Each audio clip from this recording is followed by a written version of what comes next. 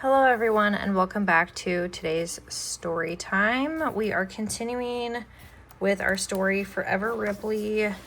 Today's chapter is chapter 19. If you have any ideas for future videos, sorry that was kind of loud, please feel free to let me know. With all that being said, let's get into it.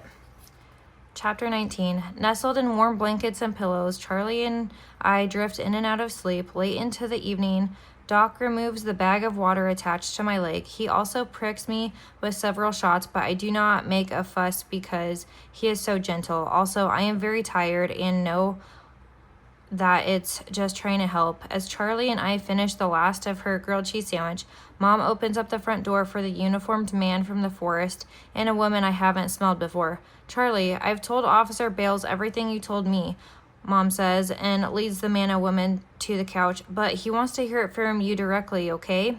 Okay, Charlie nods and pushes herself up on the cushions. Hi, Charlie, I'm Officer Bales. This is Officer Reynolds. The large man gestured toward a smiling woman, then perches in front of Charlie and me on the low table near the couch. If you're up to it now, we'd really like to hear from you what happened today in the woods. Mom hovers near us at the end of the couch. Ripley wasn't feeling well. Charlie reaches for me and rests her hands on my neck. The woman stands behind the seated man and carefully watches Charlie's face. She makes dark marks all over a piece of paper. We were on the shortcut to Mr. Chen's house when we walked up on two men cutting down a tree. Their four-wheeler blocked the trail. Charlie pauses to pick a tiny piece of skin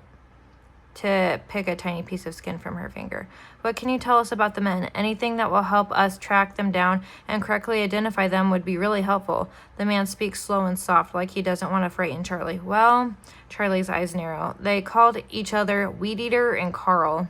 The woman's fingers fly as she scrambled before marks. I got their license plate number. Do you want that? The man and woman freeze. The woman's mouth drops open. You got their license plate number?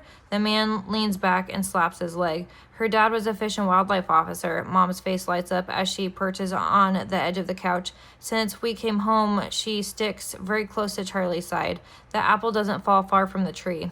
Charlie sits up taller. Her warm hand twists in my fur as my eyes grow heavy. And I can tell you where they camp in the forest, Charlie continues.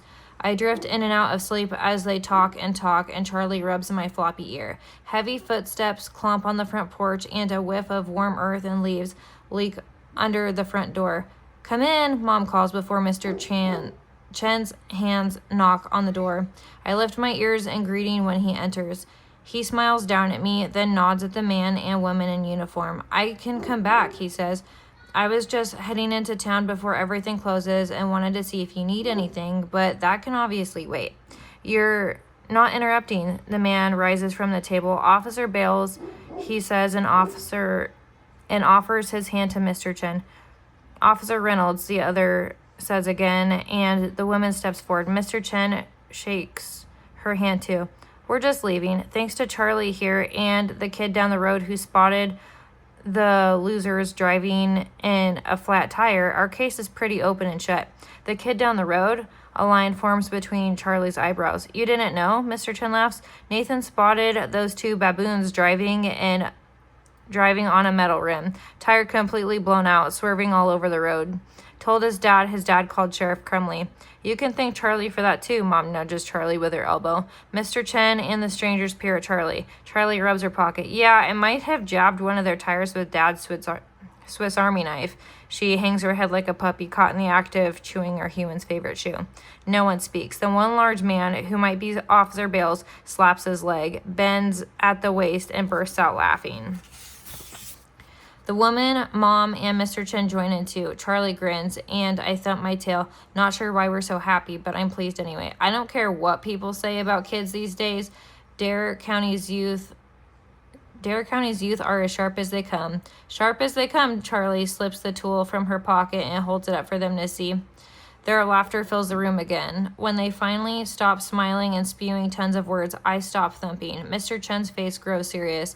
All joking aside, I hope you put those guys away for a long time. His fists open and close when he speaks. No worries there. A Tarboro man got a $25,000 fine and 3 years in prison for poaching way fewer turtles than these two crooks. Mr. Chen lets out a low whistle. Yep, we think these guys have been at it for at least 2 years. They've probably sold over $100,000 worth of protected and endangered turtles, and that doesn't include the wood they've harvested and sold. Mom's eyes bulge. Charlie's head wags back and forth. I just breathe slowly and sink deeper into the couch. But thanks to these two and the kid up the road, he waves at me and Charlie, the trees and turtles will be safe for a very long time. Charlie's chest puffs out, which makes mine puff a little too. And I don't think she's puffing just because of the word turtles. I heard you found the den you were looking for too. The man's head bops respectfully toward Mom, and 3 more wolf pups from another breeding pair. That's more pups this year than last several combined, right? Now Mom's chest is the one puffing out. Yep, it's been a good week as far as conserving and protecting is concerned. I can barely hold my eyes open any longer, but the corners of my mouth rise. Glancing from Charlie to Mom and back to Charlie, I thump my tail again, this time with pride. Pride for Max's girls. Pride for my smart, strong, brave girls. All right, everyone, that was chapter 19. I hope everyone is enjoying these story times. If you have any ideas for future story times, please feel free to let me know in the comments. If you are liking these videos, please leave a like. Don't forget to subscribe if you can or are able to. With that being said, I did not realize that this book was as long as it is when I bought it. So maybe after this, I'll do a few books that aren't chapter books, just so that way everybody has a little bit of variation when it comes down to reading. Anyway, with that being said, we will see you in the next video. Have a wonderful day.